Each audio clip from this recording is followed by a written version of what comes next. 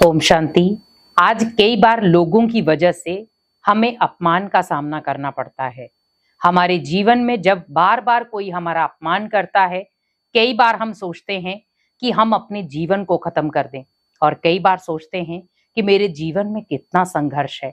और कई बार हमारे जीवन में बहुत सारी ऐसी बातें आ जाती जिसकी वजह से हम अपने जीवन में जो भी हिम्मत हमने बनाई है वो टूट जाती है।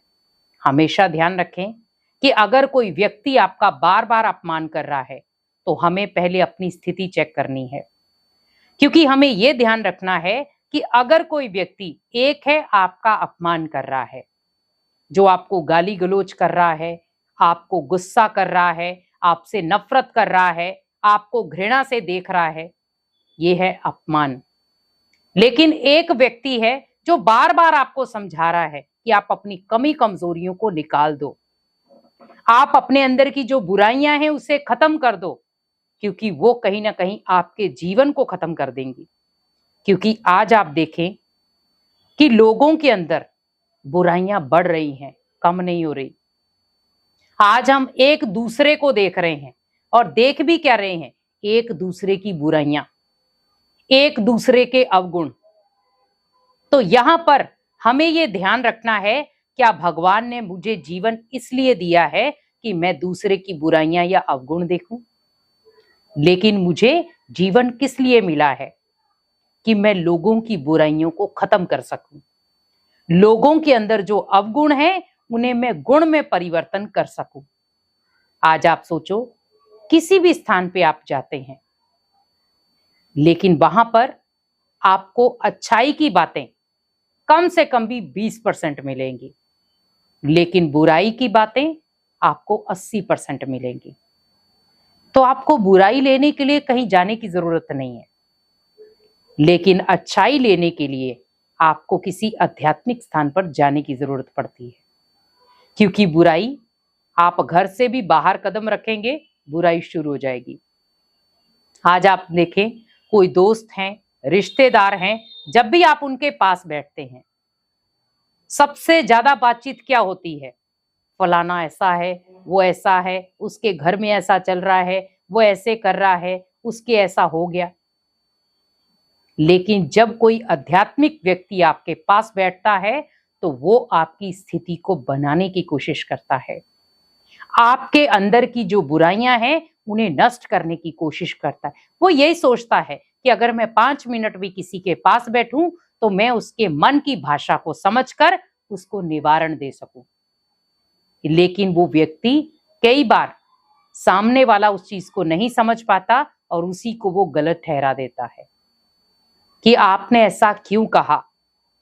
कई बार सोचो कि जब कोई व्यक्ति आपको बुराई से निकालता है, कई बार वही बुरा बन जाता है।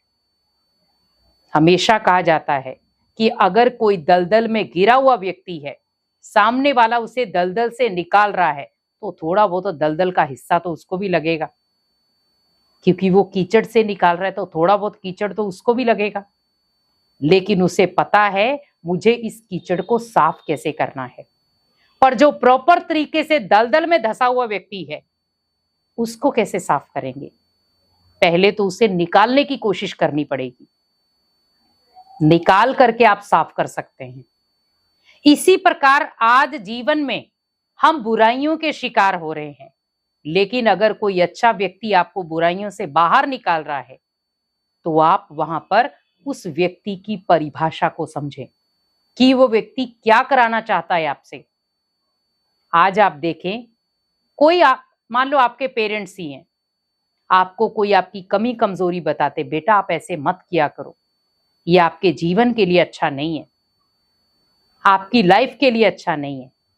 हम तब भी उनका बुरा मानते हैं कि वो ऐसा क्यों कह रहे हैं।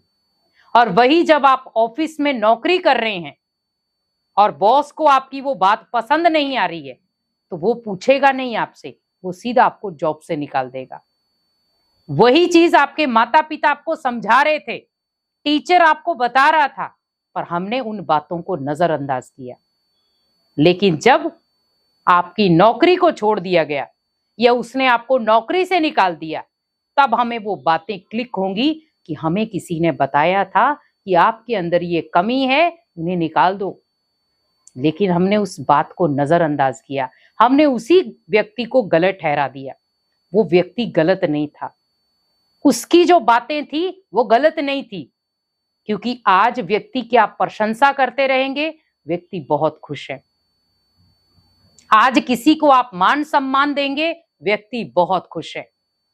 लेकिन वहीं अगर आपने उसकी बुराइयों को हाईलाइट कर दिया कि आप उन्हें खत्म करो, तो व्यक्ति नाराज हो जाता है। मेरे को क्यों कहा गया, किस लिए कहा गया? आपको मेहनत किस में करनी पड़ेगी, अच्छाई को लाने में या बुराई को मिटाने में?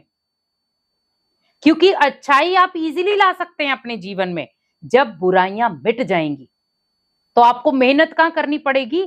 बुराइयों को मिटाने में। आज आप देखो, एक ड्रिंक करने वाला व्यक्ति है जो डेली नशा करता है, आप उसे बोलो एक दिन कि आप नशा छोड़ दो, क्या वो छोड़ सकता है एक दिन में नशा? है तो वो बुराई। तो वो उस नशे का आदी बन चुका है। तो डॉक्टर उसे क्या कहते हैं कि आपकी कम से कम भी 3-4 महीने के लिए मेडिसिन चलेगी, उसे रूटीन से आप खाओ, तो जाकर के आप इस नशे की लत से छूट सकते हो। पर उसमें आपकी हिम्मत चाहिए।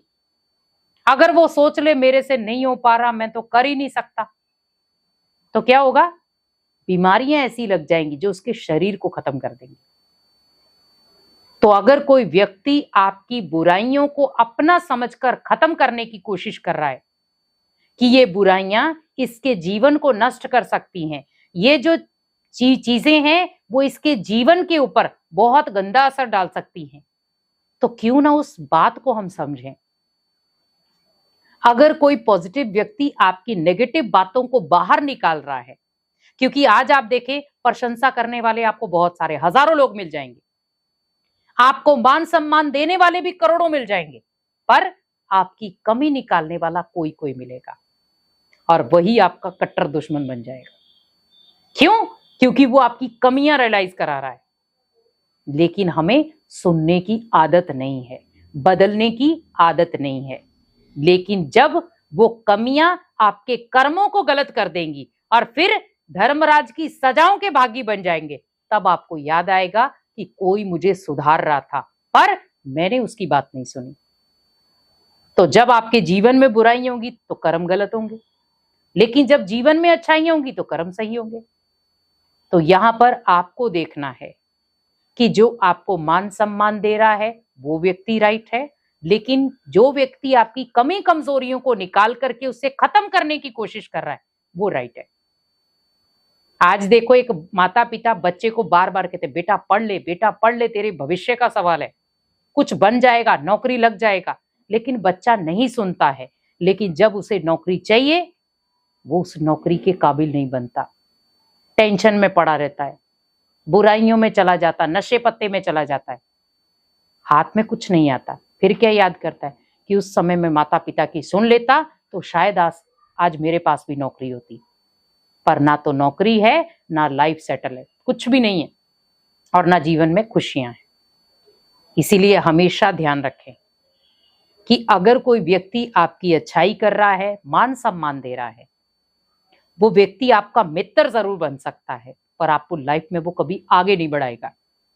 लेकिन जो व्यक्ति आपकी बुराइयों को बाहर निकाल रहा है और उसे ठीक करने की कोशिश कर रहा है, वो व्यक्ति आपका सच्चा मित्र है, और वो आपकी लाइफ को बेटर बनाने की कोशिश कर रहा है। इसीलिए उस बात को समझे और अपनी लाइफ को परिवर्तन करें, क्योंकि आपकी लाइफ भगवान के साथ जुड़ी है। क्योंकि आपके कर्म श्रेष्ठ होंगे तो भगवान खुद ब खुद खुश हो जाएगा। ओम शांति।